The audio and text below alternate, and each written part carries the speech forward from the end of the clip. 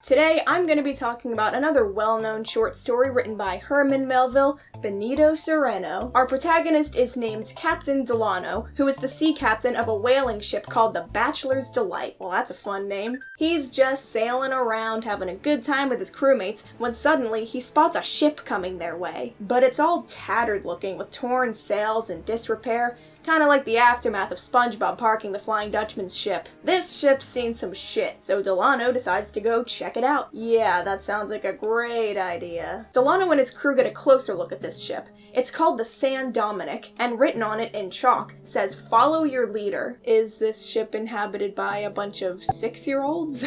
No, but Delano's all intrigued by the mysterious vibes that this ship's giving off, so he and his crew board the San Dominick.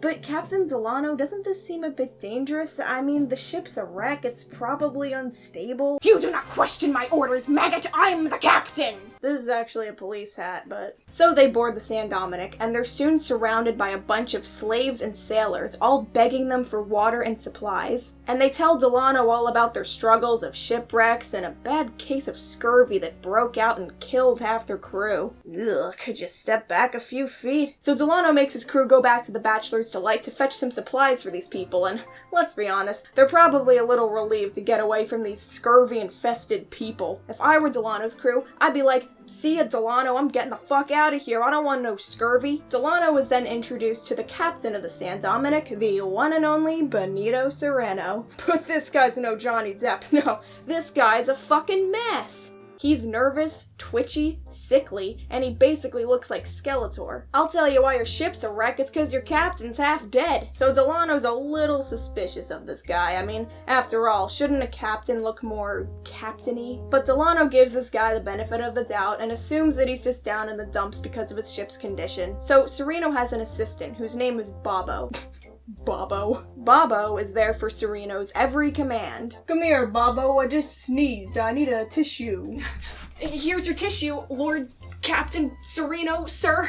So Delano asks Cereno what happened to the San Dominick, but at first, Cereno just ignores him. "Excuse me, bud, but I'm here risking me and my crew's health by being here around you and your scurvy-infested crewmates, so the least you could do is look at me when I'm talking to you. Can Babo just tell me what happened? He seems to do everything for you." But finally, Cereno decides to talk. Apparently, the San Dominick is a slave ship that hit a massive storm that completely devastated the ship, so the crew had to throw out all of their essentials.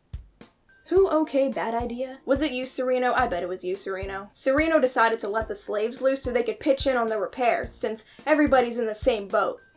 Literally. And Delano, being the nice guy that he is, wants to help, and Cereno is overjoyed. Probably a little too overjoyed. Babo's like, "Dude, calm down or you'll puncture a lung in a coughing fit. The excitement is bad for master." So, while Delano's on board the San Dominick, he notices some weird stuff going on. First, he sees one of the slave boys take a knife to one of the sailor boys, and instead of doing anything to put a stop to it, Delano just stands there and thinks to himself, "That would never happen on my ship." But not my ship, not my problem, I guess. Delano looks around a little more, sticking his nose into everyone's business. During his search, he finds out that one of the slaves on board used to be owned by some dude who died suddenly while on board the ship. Apparently, this guy was best buds with Cereno, so Delano decides to go ask him about it, because what else would you do? Let's go make the sick guy sad about the death of his friend. Delano's a dick. Apparently, this friend of Cereno's died from a sudden fever, but the way Cereno's telling the story sounds a little suspicious. Delano then asks Cereno if his friend's body is still on board the ship. What do you think I am? Some kind of crazy person who keeps his friend locked up in a closet? What kind of question is that? What the fuck, Delano? You some kind of necrophiliac or something? God. Anyway, Cereno and one of his servants start whispering together, and it makes Delano a little uncomfortable because he feels like they're talking about him. "Hey guys, you know, I'm still here, right?"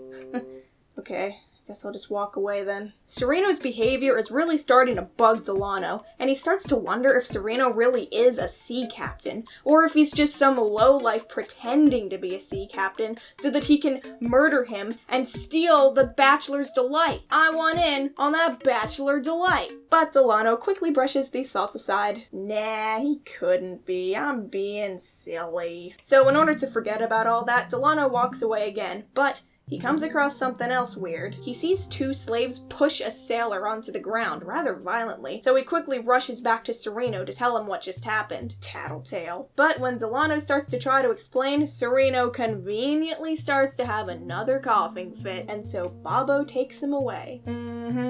I'm watching you, Cereno. Delano really wants to talk to Cereno again, so hopefully he's done spreading his germs everywhere. He tries to push Cereno to tell him what's going on, but Cereno starts blathering away about Cape Horn or some shit. So then Babo's like, alright, that's enough for that. It's time for your daily shave, Cereno. But Delano's still trying to figure out why Cereno was talking about Cape Horn. I mean, what's so great about Cape Horn, right? But before Cereno can respond, Babo accidentally cuts Cereno with his shaving razor. God damn it, Babo. Benito Cereno hates blood.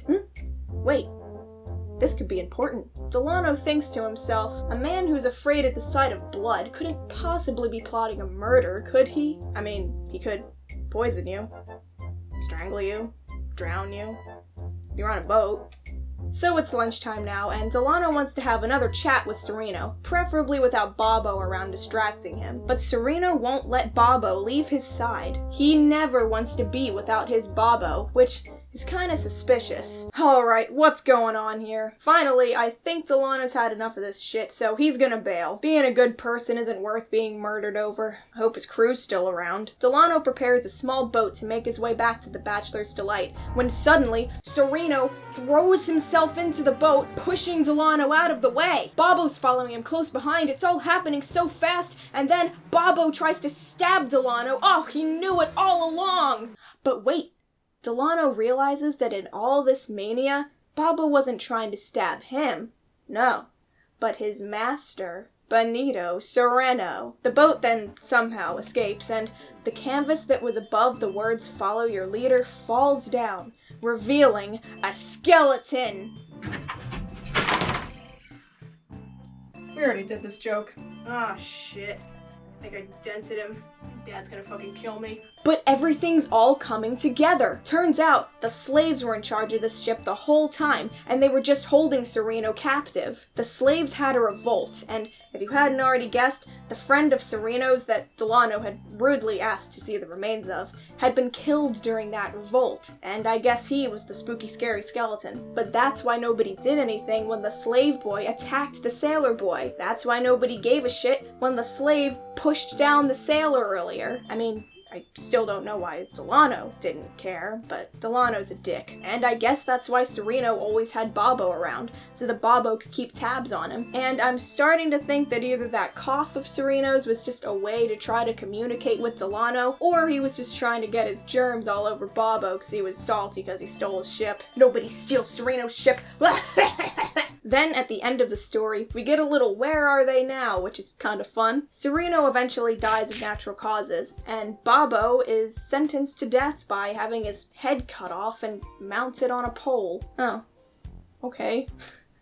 Don't really know what I was expecting. And Delano's probably off fondling a dead body somewhere. The moral of this story is don't let another man shave your face, cause he might try to kill you. Also, Cape Horn. It's somehow relevant.